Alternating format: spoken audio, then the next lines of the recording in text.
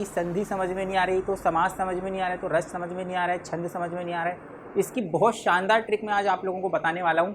आज जो मैं आप लोगों को ट्रिक बताने वाला हूँ वो है आप लोगों की समास की ट्रिक, और 5 मिनट के अंतर्गत आपको सारे के सारे समास विद इन सेकेंड बनने लग जाएंगे। ये मैं आप लोगों को गारंटी से कह रहा हूँ। और विद इन सेकेंड में आप क्या करने लग जाओगे, समास को पहचानने लग जाओगे। ऐसी ट्रिक आप लोगों को मैं बता दूंगा। लेकिन अभी हम ये बात करते हैं कि थोड़ा सा हम समास को समझ लेते हैं, क्योंकि यहाँ से क्वेश्चन बहुत एग्जाम में आते हैं। हमें ये पता होना चाहिए कि एक्चुअली में समास क्या होता है। इसकी ट्रिक तो देखो मैं आप लोगों को बताऊंगा ही, और ट्रिक ऐसी ट्रिक बताऊंगा कि विद इन सेकेंड में आप लोगों का आंसर निकलेगा ही एग्जाम में। आप जैसे ही देखोगे वैसे ही आप लोग पता कर लोगे कि ये किस तरीके का समास है। लेकिन उससे पहले हमें समास का थोड़ा सा ओवरव्यू पता तो होना चाहिए ना कि एक्चुअली में समास क्या होता है और कितने प्रकार होते हैं। तो हम ये थोड़ा सा सीख लेते हैं, फिर मैं आपको ट्रिक की तो और ले चलूंगा। बेहतरीन ट्रिक आज मैं आप लोगों को बताने वाला हूँ। देखो समास क्या होता है कि भैया समास का मतलब होता है संक्षेपण करना, और समास दो शब्दों को मिलाने की और संक्षेप करने की एक प्रक्रिया है। बस इतना समझ लीजिए आप, इससे ही आपकी सारी चीज़ें बन जाएंगी, है ना। समास जो होते हैं आपके 6 प्रकार के होते हैं। देखिए समास की हम बात करें तो समास दोस्तों 6 प्रकार के समास होते हैं। हमें ये याद रखना होगा, क्वेश्चन हमसे पूछेगा कि कितने प्रकार के समास होते हैं, तो 6 प्रकार के समास होते हैं। पहला होता है आपका अव्ययी भाव समास, दूसरा होता है तत्पुरुष, तीसरा द्वंद्व समास, चौथा द्विगु समास, पांचवा कर्मधारय और छठवां बहुब्रीहि समास। ये 6 तरीके के नाम आप लोगों ने याद रख लिए। पता है मुझे कि आप लोगों को 6 तरीके के समास के नाम भी याद है और प्रकार भी याद है, आप बना लोगे। उसके बाद हमें ये पता होगा कि भैया जो अव्ययी भाव समास है उसको कैसे पहचानेंगे, तत्पुरुष समास को कैसे पहचानेंगे। लेकिन द्वंद्व समास, समासों के जो प्रकार है ना उनके भी प्रकार होते हैं। कैसे कि द्वंद्व समास की अगर मैं बात करूं तो इसके 3 प्रकार होते हैं। बहुब्रीहि समास की बात करें तो इसके 4 प्रकार होते हैं। तो ये कुछ नई चीज़ मैं आप लोगों को बता रहा हूँ, यहाँ से एग्जाम में आपसे क्वेश्चन बना सकता है। देखिए अब मैं आप लोगों को उस ट्रिक की ओर ले जाना चाहता हूँ दोस्तों, जिसका आपको बेसब्री से इंतजार था। हर एक समास की सबसे बेहतरीन ट्रिक जो आप लोग आज सीखने वाले हैं वो हम स्टार्ट करने वाले हैं दोस्तों। तो सबसे पहला जो समास आपकी स्क्रीन पर लिखा हुआ है वो अव्ययी भाव समास है। अव्ययी भाव एक ऐसा समास है जिसको हम उपसर्गों के माध्यम से क्या कर सकते हैं, सीख सकते हैं, उसकी ट्रिक बना सकते हैं। कैसे बनाएंगे, जिस भी किसी समास में आपको कौन कौन से अवयव देखने को मिलेंगे, उपसर्ग देखने को मिलेंगे, वो आपको यहाँ पर सिर्फ याद रखना है। अगर कहीं पर भी आपको यथा, प्रति, आ, भर इस तरीके के समास, आप इस तरीके के जो शब्द हैं आपके देखने को मिलेंगे। देखो यथा देखने को मिलेगा, प्रति देखने को मिलेगा, आ देखने को मिलेगा, भर देखने को मिलेगा, अनु देखने को मिलेगा और वे देखने को मिलेगा। ऐसे शब्द आपको, ऐसे उपसर्ग, ऐसे अवयव आपको कहीं पर देखने को मिलेंगे तो आंख बंद करके एग्जाम में लगा देना कि ये अव्ययी भाव का समास का उदाहरण है।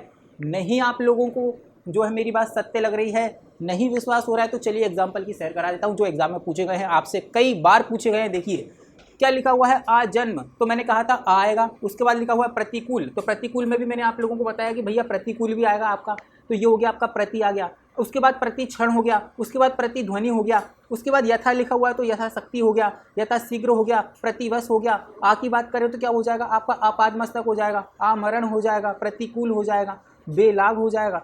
भर की बात करें तो भरपेट हो जाएगा। तो दोस्तों ऐसे जितने भी अवयव आपको कहीं पर देखने को मिलेंगे क्या हो जाएंगे आपके, जो है ये आपके अव्ययी भाव समास। अगला तत्पुरुष समास। भाई साहब तत्पुरुष समास की जो पहचान होती है वो विभक्तियों के आधार पर होती है। कैसे कि 6 प्रकार की विभक्ति आप लोगों को याद रखनी है। कौन कौन सी, देखिए को विभक्ति, कर्ता ने कर्म को करण से, करण की से है, संप्रदान के लिए है, अपादान से है, अधिकरण में, पर ऊपर, संबंध कार्तिक के। ये विभक्तियां आप लोगों को याद रखनी है। जैसे हम बात करें जैसे कि राजा का पुत्र, तो का विभक्ति आ गई, ठीक है। तो यहाँ पर संबंध बताने की बात की जा रही तो संबंध पुरुष हो गया। जैसे अपादान है ना, अपादान में से आता है, करण में से आता है। तो ये जो विभक्ति वाली जो चीज़ें हैं ना, ये सब की सब आपकी तत्पुरुष समास के अंतर्गत आएंगी। इसके एग्जाम्पल मैं आप लोगों को अभी बताऊंगा, आप थोड़ा सा वेट कीजिए। उसके पहले आप ये सब चीज़ें सीख लीजिए। क्यों सीख लीजिए, क्योंकि तत्पुरुष समास में एक सस्पेंस है, हम बाद में बात करते हैं। इसमें आपको 100% तरीके से ट्रिक निकल जाएगी। द्वंद्व समास की हम बात करते हैं भैया। द्वंद्व समास के जो 3 प्रकार होते हैं, कितने प्रकार होते हैं, 3 प्रकार। ये एक बहुत शानदार आप लोगों को चीज़ मैंने बता दी है, इतरेतर, वैकल्पिक और समाहार। अब देखिए यहाँ पर इसकी पहचानने की ट्रिक क्या होगी। एक तो इसके अंतर्गत आपको ये योजक चिन्ह देखने को मिलेगा और ऐसे शब्द देखने को मिलेंगे जो अपोजिट होंगे। कैसे, विपरीत होंगे। जैसे कि हम बात करें लाभ हानि, राजा रंक, घर द्वार, सुख दुख, ठंडा गर्म, लेन देन, तो ऐसे अपोजिट वर्ड वाले जो आप लोगों के शब्द होंगे जिनमें योजक चिन्ह देखने को मिलेगा, वो सब क्या हो जाएंगे, आपके द्वंद्व समास के उदाहरण हो जाएंगे। ये याद रखना है, इसकी ट्रिक बता दी है मैंने आप लोगों को। द्विगु समास में क्या होगा कि भैया पहला आप लोगों का जो पद होगा ना, वो आप लोगों का संख्यावाचक होगा। कैसा होगा, जितने भी द्विगु समास के उदाहरण आएंगे उसमें आपको पहला जो आपको वर्ड देखने को मिलेगा, अक्षर देखने को मिलेगा, वो आप लोगों का संख्यावाचक होगा, मतलब कि कोई नंबर को डिनोट कर रहा होगा। देखिए यहाँ पर क्या लिखा हुआ है, नवरह ग्रह, चौराहे मतलब 4, त्रिभुवन मतलब कि 3, पंचवटी मतलब 5, त्रिशूल मतलब कि 3, सप्तऋषि मतलब कि 7, पंजाब मतलब 5, तिरंगा मतलब 3, पंसेरी मतलब 5, अठन्नी, चौन्नी, द्विवेदी, त्रिवेदी, पंचवेदी, है ना। ये सब के सब जैसे भी आप लोगों को मिलेंगे, नवग्रह, तिराहा, चौराहा, पंचराहा, पंचवटी, ये सब के सब आप लोगों के द्विगु समास के अंतर्गत आएंगे, संख्यावाचक के अंतर्गत। कर्मधारय समास, कर्मधारय समास के अंतर्गत देखिए क्या होगा कि विशेषता बताई जाएगी किसी चीज़ की, या फिर क्या हो जाएगा, तुलना की जाएगी। जैसे लिखा हुआ है नील गगन, तो गगन कैसा है, नीला, गगन की विशेषता बताई जाएगी। सज्जन, सत है जो जन, ऐसा जन्म जो, ऐसा व्यक्ति जो सज्जन है, तो सज्जन की विशेषता बताई जा रही है। काली मिर्च, मिर्च की विशेषता बताई जा रही है कि वह काली है ना। लाल मिर्च, काली मिर्च, मिर्च, हरी मिर्च। उसके बाद आपको नील गाय, गाय की विशेषता बताई जा रही है कि वह नीली है। राजीव नयन, मैंने कहा था या तो विशेषता बताई जाएगी या तुलना की जाएगी। अब राजीव नयन लिखा है तो भैया नयन की तुलना राजीव से की जाती है। राजीव मतलब कि कमल, तो नयन जो है कमल के समान है, इसलिए नयन की तुलना कमल से की जा रही है, इसलिए आप लोगों को याद रखना है। चंद्रमुख, भैया जो आपका थोबड़ा है, आपका जो मुख है, उसकी जो है आप लोगों की क्या हो जाएगी कि तुलना किससे हो जाएगी, आपकी चंद्रमा से की जा रही है। चरण कमल, चरण की तुलना कमल से की जा रही है। तो विशेषता वाली चीज़ और तुलना वाली चीज़ दोनों ही आप लोगों की क्या हो जाएंगे भाई साहब, कर्मधारय समास के अंतर्गत। बहुब्रीहि समास के 4 प्रकार होते हैं दोस्तों।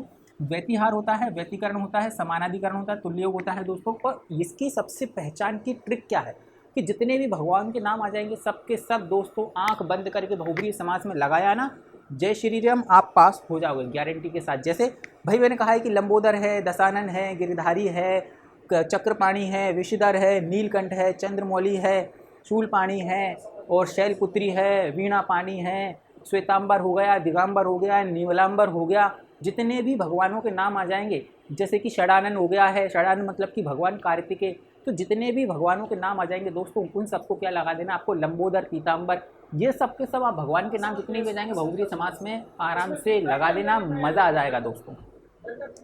अब आपको मैं क्या करता हूँ कि तत्पुरुष समास के उदाहरण बताता हूँ। देखो भैया मैंने आपसे क्या कहा था कि इसके अंतर्गत आप लोगों को ये विभक्ति याद रखनी है, और इससे ही सारे के सारे आप लोगों के तत्पुरुष समास के उदाहरण भी बन जाएंगे। इसकी शानदार ट्रिक बता देता हूँ भाई साहब, आपको कुछ नहीं करना है। ये जो आप लोगों के विभक्तियाँ हैं ना, ये आप लोगों को उस समास के अंतर्गत विग्रह करने को देखने को मिलेंगी, उससे ही पता लग जाएगा कि भाई साहब ये किस समास का उदाहरण। नहीं याद होता है आप लोगों को, मैं बताने वाला हूँ। देखो कैसे भैया, जैसे लिखा हुआ है परलोक को गमन, तो परलोक गमन का क्या हो जाएगा, परलोक को गमन, तो कौन सी विभक्ति आ गई, को, तो कौन सी आपको तत्पुरुष समास हो जाएगा, आपको पता है। भयाकुल मतलब भय से आकुल, तो से विभक्ति चिन्ह आ गई, तो तत्पुरुष समास का उदाहरण। जैसे कि देवालय लिखा हुआ है तो क्या हो जाएगा, देव के लिए आलय, तो के लिए विभक्ति चिन्ह आ गई, मतलब तत्पुरुष समास है। जैसे ऋण से मुक्त, तो से विभक्ति चिन्ह आ गई, तो भैया तो ये क्या हो जाएगा आपका, ये भी आपको तत्पुरुष समास के अंतर्गत आ जाएगा, से विभक्ति चिन्ह आ गई। अब देख लो भैया यहाँ पर लिखा हुआ है राजपुत्र, तो जैसे क्या हो जाएगा, राजा का पुत्र, तो भैया का विभक्ति चिन्ह आ गई, तो ये भी आपका तत्पुरुष समास का उदाहरण हो जाएगा। जैसे लिखा हुआ है आप पर बीती, तो भैया आप बीती मतलब आप पर बीती, तो भैया पर आ गया। मैंने क्या बताया था कि भैया मैं पर, ऊपर, हमेशा जहाँ पर भी देखने को मिलेगा वह अधिकरण तत्पुरुष समास का उदाहरण होगा। तो दोस्तों ये थी आपकी समास समझने की सबसे बेहतरीन ट्रिक, है ना। तो लोगों को, विद्यार्थियों को सबसे बड़ी समस्या ये रहती है कि भैया समास समझ में ही नहीं आ रहे हैं, समास समझ में नहीं आ रहे हैं, क्यों समझ में नहीं आ रहे हैं, ट्रिक नहीं समझ में आ रही है, और उसके बाद आप लोगों को इसका विग्रह नहीं बन रहा है। तो भैया हम खड़े हैं ना, ये सारी समस्याओं का हल करने के लिए आपको हम ट्रिक बताएंगे। आपको कुछ नहीं करना है, संपूर्ण एकेडमी के यूट्यूब चैनल को फॉलो करना है, सब्सक्राइब करना है, बेल आइकन को प्रेस कर लेना। भैया जैसे ही वीडियो आएगा आप लोगों को पता चल जाएगा। तो फिर मिलता हूँ मैं किसी नेक्स्ट ट्रिक को लेकर आऊँगा, आपको बताऊँगा, जिससे कि आप बहुत आसानी से चैप्टरों को सीख पाएंगे।